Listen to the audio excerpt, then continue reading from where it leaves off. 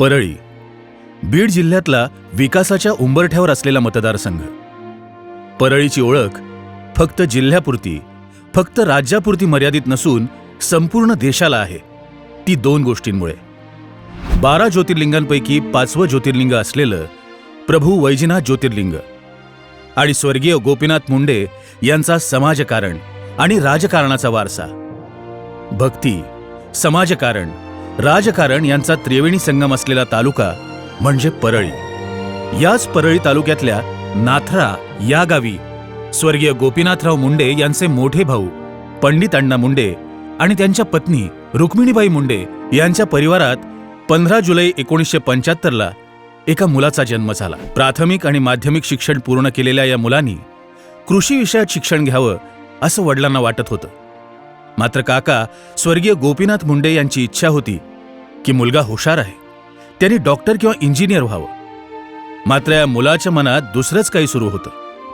आपण कायद्याचं शिक्षण घ्यावं, व्यवस्थेनं छळलेल्या पिचलेल्या लोकांना न्याय मिळवून द्यावा, यासाठी वडिलांची इच्छा मनात ठेवून हा मुलगा पुणे इथल्या विधी महाविद्यालयात शिकायला गेला आणि कायदेपंडित झाला.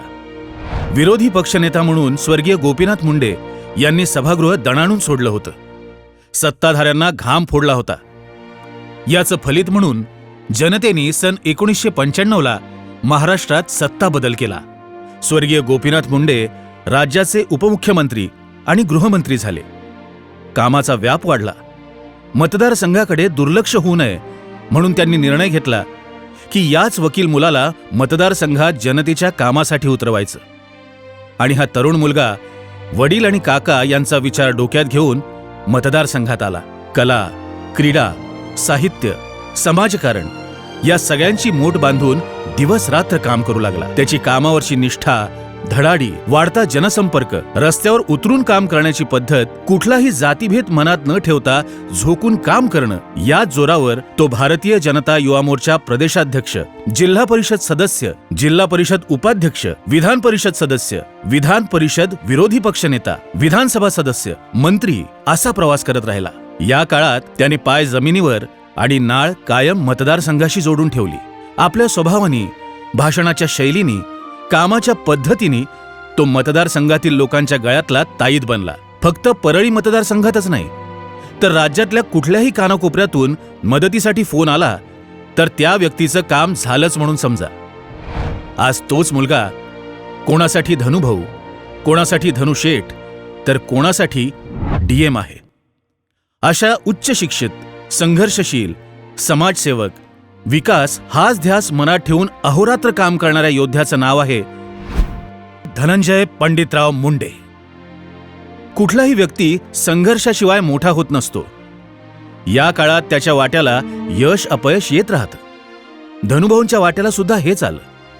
परंतु अपयशानं खचून न जाता त्यालाच आपली ढाल करून हा योद्धा लढतच राहिला.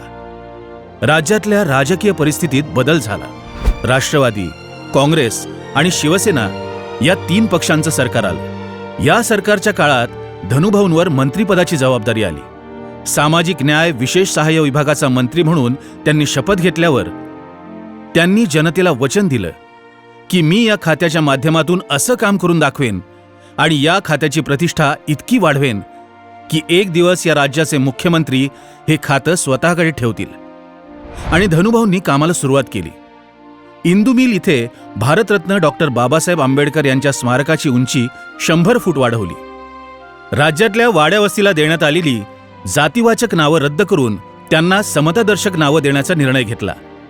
स्वर्गीय गोपीनाथ मुंडे ऊसतोड कामगार कल्याण मंडळाची स्थापना करून त्यांनी पुण्यात कार्यालय सुरू केलं. याच मंडळाच्या अंतर्गत ऊसतोड कामगारांची नोंद करून संपूर्ण राज्यात मुलामुलींसाठी 82 वसतिगृह सुरू केली. ऊसतोड कामगारांना अपघात सानुग्रह योजना लागू केली. पुणे इथल्या भीमा कोरेगाव जयस्तंभ परिसराच्या विकासासह शौर्यदिन कार्यक्रमाची जबाबदारी सामाजिक न्याय विभागाकडे घेतली. रमाई आवास योजनेतून एका वर्षात 1.5 लाख घरकुलांचं बांधकाम पूर्ण करून घेतलं. बार्टीच्या सर्व योजना एका क्लिकवर उपलब्ध केल्या. परळी मतदारसंघातील बौद्ध समाजासाठी मागेल त्या ठिकाणी सभागृह देण्यासाठी प्रयत्न केला. त्यात आज घडीला अनेक कामं प्रगतीपथावर आहेत. या अशा एक ना अनेक धाडसी निर्णयांची मालिका धनंजय मुंडे यांनी सुरू ठेवली. याच कालावधीत कोविडनं जग बंद पाडलं. कित्येकांच्या समोर भय, मृत्यू, उपासमारीचं संकट उभं राहिलं. माझ्या परळी मतदारसंघातली जनता यात होरपळू नये यासाठी धनुभाऊ सज्ज झाले. मतदारसंघात कोणी उपाशी राहू नये म्हणून भाऊंनी अन्नधान्याचे, जीवनावश्यक वस्तूंचे वाटप सुरू केले. मतदारसंघातल्या 70,000 लोकांपर्यंत धनुभाऊंचे कार्यकर्ते मदत घेऊन पोहोचले. कोरोनाच्या काळात धनुभाऊंनी महिला आणि मुलींसाठी 13 मोफत कोविड सेंटर उभे केले. रुग्णांना बेड मिळवून देणे, त्यांच्या औषधोपचाराची व्यवस्था करणे, याचबरोबर 8,000च्या वर रेमडेसिवीर इंजेक्शन रुग्णांना उपलब्ध करून दिले.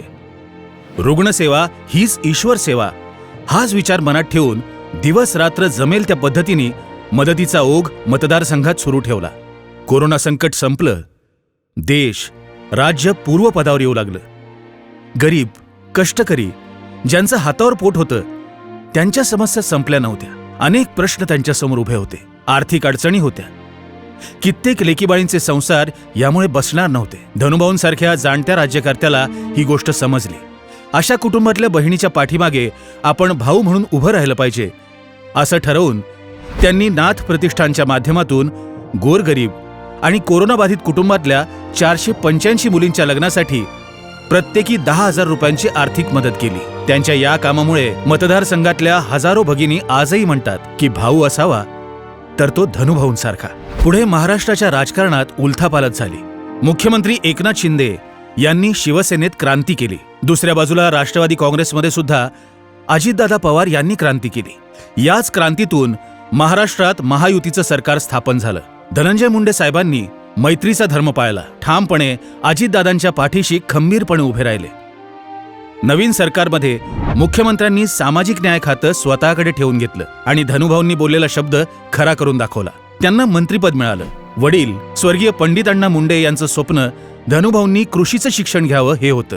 ते स्वप्न मनात ठेवून आता धनुभाऊ राज्याचे कृषी मंत्री झाले होते.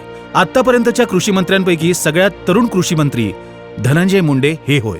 वडिलांचा आशीर्वाद घेऊन त्यांनी कामाला सुरुवात केली. प्रधानमंत्री पीक विमा योजनेअंतर्गत शेतकरी हिस्सा कमी करून केवळ 1 रुपयात पीक विमा सुरू केला.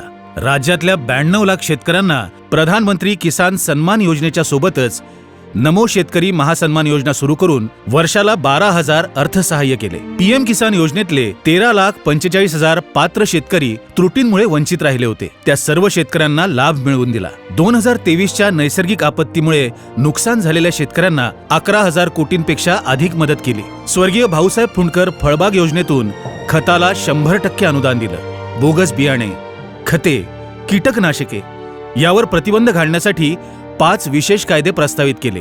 कृषी सेवकांच्या मानधनात 6,000वरून 16,000पर्यंत वाढ केली. महाराष्ट्र कृषी सेवा 2022 अंतर्गत निवड झालेल्या 422 उमेदवारांना नियुक्त्या बहाल केल्या.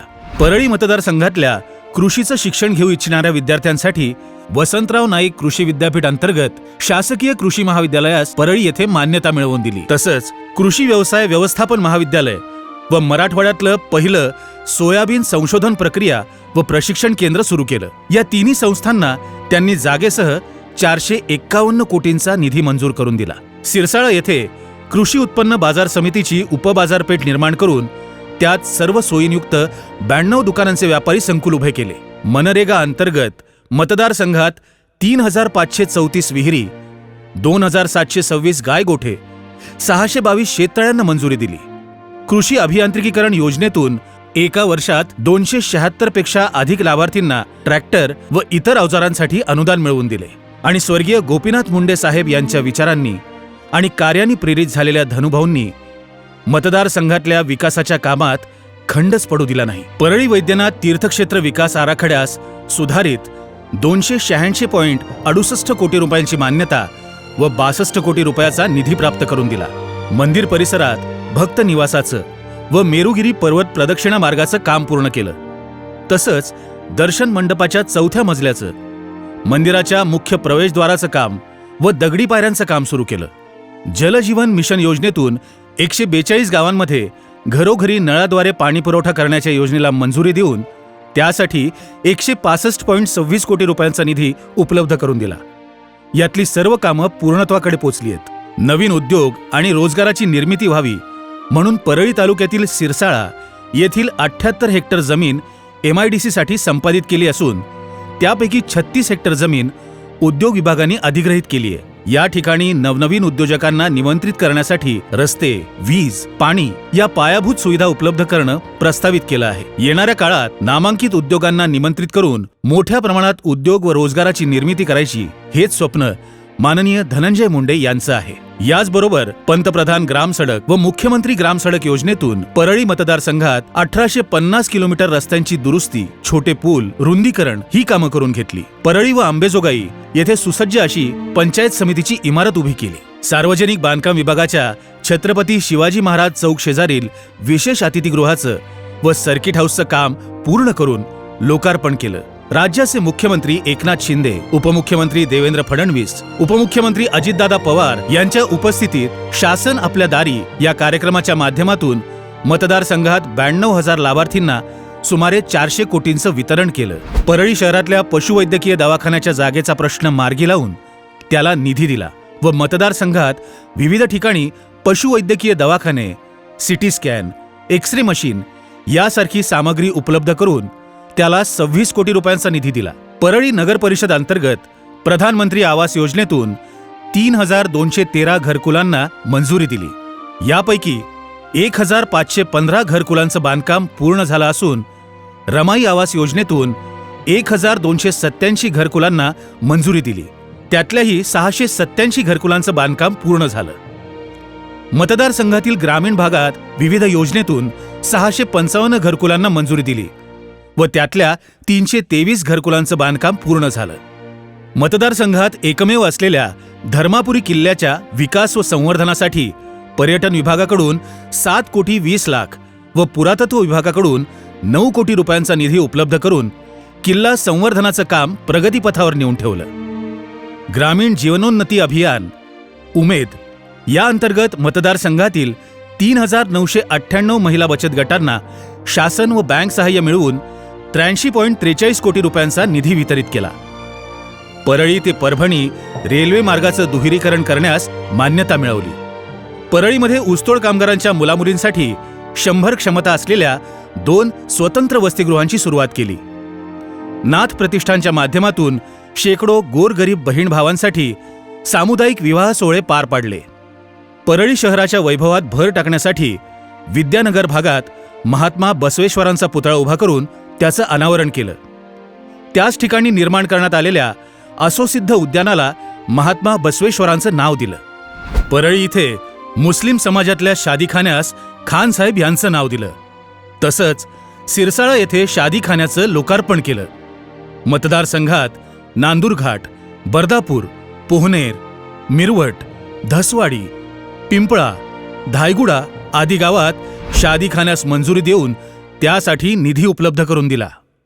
नाथ प्रतिष्ठानच्या माध्यमातून शहरात सांस्कृतिक चळवळ उभी करून वर्षभर वेगवेगळ्या सांस्कृतिक कार्यक्रमांची मेजवानी परळीकरांना आजही धनुभाऊंच्या माध्यमातून मिळते आहे. मतदारसंघातला आरोग्याचा प्रश्न, शिक्षणाचा प्रश्न, शेतकऱ्यांचे प्रश्न, अतिवृष्टीमुळे पिकाची होणारी नासाडी, पाणलोट प्रश्न, तीर्थक्षेत्राचा प्रश्न, प्रशासकीय प्रश्न, मराठा, धनगर, लिंगायत, आरक्षणाचा प्रश्न यासारखे कितीतरी प्रश्न सोडवण्यासाठी आणि मतदारसंघातल्या जनतेच्या चेहऱ्यावर हसू फुलवण्यासाठी न मे कर्मफले स्पृहा या ब्रीदवाक्याला आपलं आयुष्य समर्पित करून राजकीय रणात उतरलेला योद्धा म्हणजे धनंजय पंडितराव मुंडे. केवळ रस्ते, पाणी, वीज उपलब्ध करून देणं म्हणजेच विकास नव्हे, तर या मातीतल्या प्रत्येक माणसाच्या उत्पन्नात भर व्हावी त्यालाच विकास मानणारे धनंजय पंडितराव मुंडे. येणाऱ्या काळात परळी मतदारसंघात सुसज्ज MIDC व त्यातून रोजगार निर्मिती, दूध संकलन केंद्र सुरू करणं, परळी, बीड, नगर रेल्वे मार्ग पूर्ण करून मुंबईसह मोठ्या शहराशी थेट कनेक्ट होणं, जायकवाडीचं 2.5 TMC पाणी वाण धरणात आणणं व 1 TMC पाणी तारुगव्हाण येथे आणणं, 13 नवीन साठवण तलावांची निर्मिती करणं अशी एक ना अनेक कामं माननीय धनंजय पंडितराव मुंडे यांनी हाती घेतलेली आहेत. ही सर्व कामं पूर्णत्वाला नेण्यासाठी धनुभाऊंना गरज आहे परळी मतदारसंघातल्या प्रत्येक व्यक्तीच्या पाठबळाची. माझं मत धनुभाऊला, माझं मत घड्याळ आला.